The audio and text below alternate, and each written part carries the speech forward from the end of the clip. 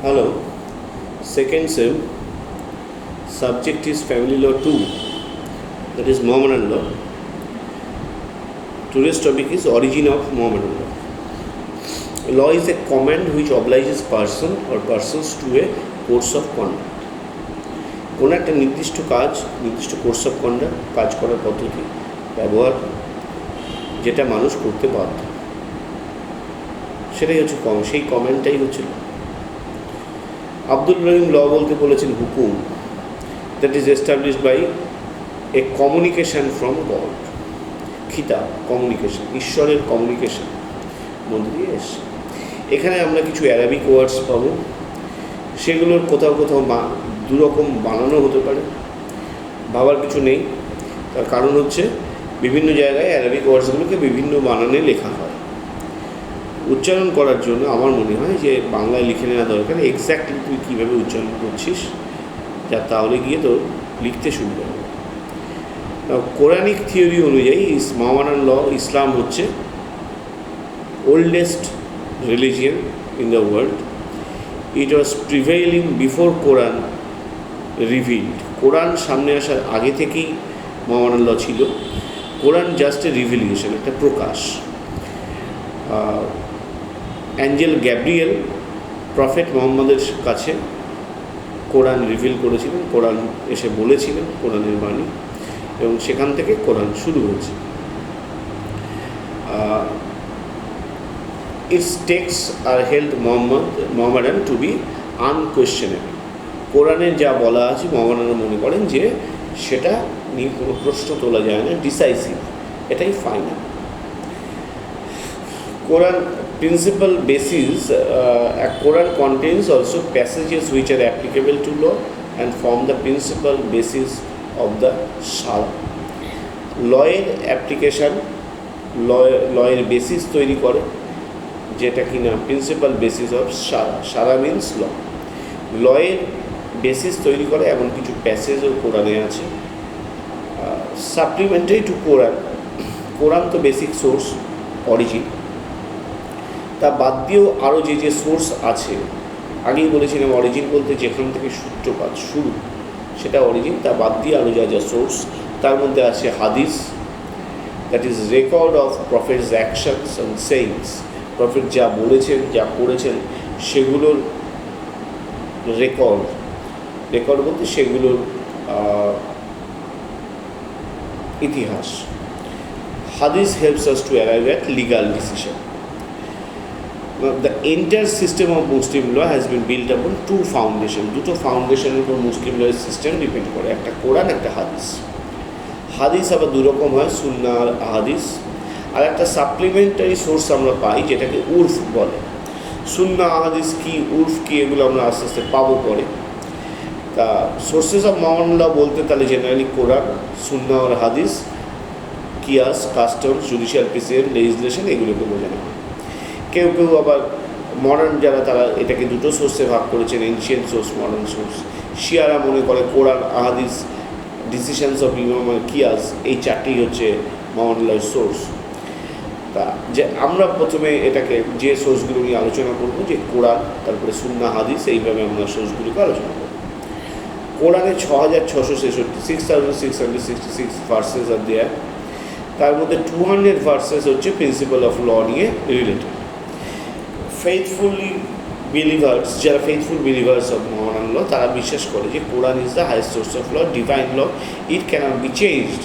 It Quran states what is true, what is wrong, what is right, and so it is divine, it is eternal and most old, it cannot be changed. Next comes sunnah or hadith. Sunnah means the ট্রডেন path, অর্থাৎ হেঁটে যাওয়া রাস্তা, a procedure, a way of action. কার? Prophet মোহাম্মদের বা তার সময়ে যারা ধর্মগুরু ছিলেন তার কাছাকাছি তাদের। So it is A life practice. জীবনে সে সময় যা করেছেন তারা, যা বলেছেন তারা, সেগুলো হচ্ছে সুন্নাহ বা hadith. So it is a supplementary source of Quran. কোরআনের সাথে পাশাপাশিভাবে হাদিসও একটা গুরুত্বপূর্ণ source. Hadith is what was said by Prophet. Sunnah is his practice and action, and Sirat is a wider term under which Hadith and Sunnah are studied. Hadith হচ্ছে prophet যা বলেছে আর সুন্নাহ হচ্ছে প্রফেট যা করেছে। সুন্নাহ আর হাদিস দুটোকে একসাথে অনেক সময় সিরাতও বলা হয়। সুন্নাহকে 3 ভাগে ভাগ করা হয়। একটা সুন্নাত উল ফেইল, মানে tradition which the prophet did himself, যে ট্র্যাডিশনগুলো প্রফেট নিজে প্র্যাকটিস করেছে। সুন্নাতুল কোয়াল, that is tradition about which the prophet enjoined by words, prophet যে ট্র্যাডিশনগুলোকে, যে করণীয় কাজকর্ম কর্তব্য যেগুলোকে প্রফেট তার কথার মধ্যে দিয়ে, তার বাক্যের মধ্যে দিয়ে বলেছেন, সেগুলোকে এনজয় করেছে, মানে সাপোর্ট করেছে। আর সুন্নাতুল তাকরির, the things done in his presence without his disapproval, তিনি অ্যাপ্রুভ করেননি, কথা দিয়ে যে হ্যাঁ এটা করা উচিত বা ভালো করেছে এরকম কিছু বলেননি, কিন্তু ডিসঅ্যাপ্রুভও করেননি, তার সামনে করা হয়েছে। তাহলে এই 3 ধরনের সুন্নাহ আমাদের কাছে আমরা পাই, সুন্নাতুল ফেইল, সুন্নাতুল কোয়াল আর সুন্নাতুল তাকরির। নেক্সট কামস আহাদিস। হাদিসের আবার 2টো ভাগ, একটা আহাদিস মুতাওয়াতির আর একটা আহাদিস মাশুরা। আহাদিস মুতাওয়াতির tradition that are of public or universal, যে হাদিসগুলো, যে প্র্যাকটিসগুলো ইউনিভার্সাল, সমস্ত জায়গায় সবাই করেছে, সেটা হাদিস মুতাওয়াতির। Tradition which though known to a majority but practice by are not universal, সবাই জানতো কিন্তু সব জায়গায় প্র্যাকটিস সমানভাবে হতো না, সেটা আহাদিস মুতাওয়াতির। আর tradition which depend on isolated property, মানে অল্প আইসোলেশন বা বিক্ষিপ্ত প্রপার্টির উপর নির্ভর করে। প্রপার্টি মানে তার একটা চরিত্র, যেটা বিক্ষিপ্তভাবে বিভিন্ন জায়গায় হতো, সেটা হচ্ছে আহাদিস ওয়াহিদ। Next source comes ijma. Ijma is the consensus of opinion of the companions of prophet. প্রফেটের সময় যারা ছিলেন, অন্যান্য মুসলিমের জ্ঞানীগুণী লোকজন, তারা যে কনসেন্স অফ ওপিনিয়ন, তারা যে ঐক্যমত্য হতেন বিভিন্ন মতামতের ক্ষেত্রে, সেটাকেই বলা হয় ইজমা। এটা একটা হাইলি কোয়ালিফাইড সোর্স হিসাবে মনে করা হয়। স্যার আব্দুল রহিম বলেছেন, ইজমা as the agreement of the jurist among the followers of Muhammad in a particular age on a particular question.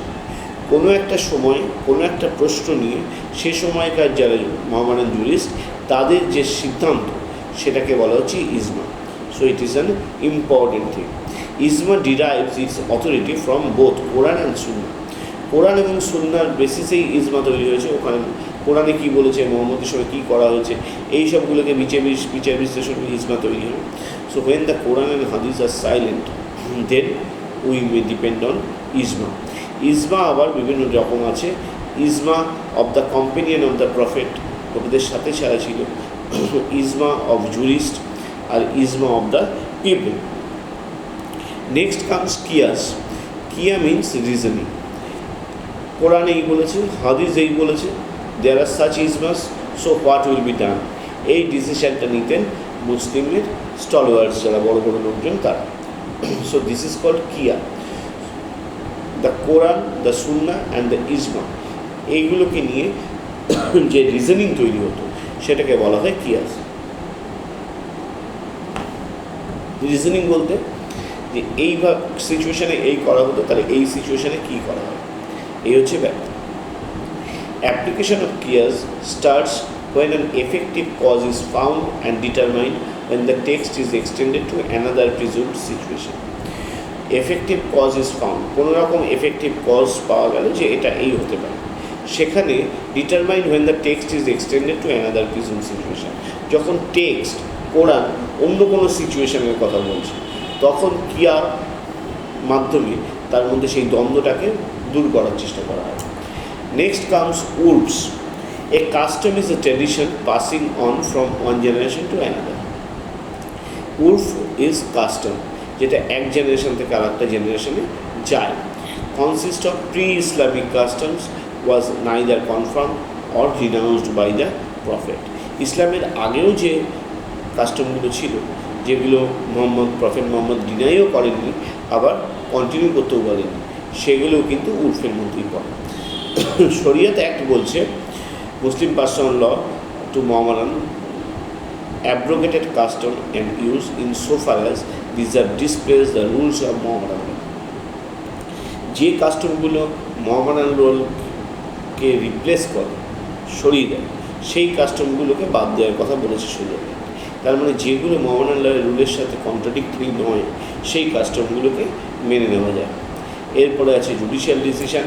Article 140 of the constitution বলছে সুপ্রিম কোর্টের সমস্ত ডিসিশন, সমস্ত হাইকোর্ট এবং হাইকোর্টের সমস্ত ডিসিশন সেই স্টেটের লোয়ার কোর্টগুলো সবাই শুনতে বাধ্য।